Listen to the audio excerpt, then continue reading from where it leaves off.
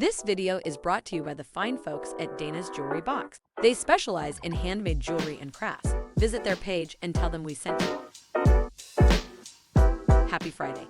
Welcome to Discount Studios, home of Discount Garage Doors LLC. I'm your host, Michelle. Be sure to like, share, and leave your answers in the comment section. It's time to test your learner's knowledge. Without further delay, let's get started. What is the most popular color for garage doors in the United States, known for its ability to complement various house styles? Is it A, red? Is it B, white? Is it C, blue? Or is it D, charcoal gray? And the answer is B.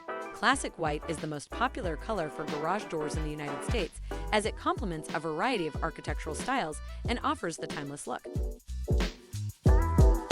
Thanks for playing. We will see you next week. Discount Garage Doors LLC. You can't say our name without mentioning a discount.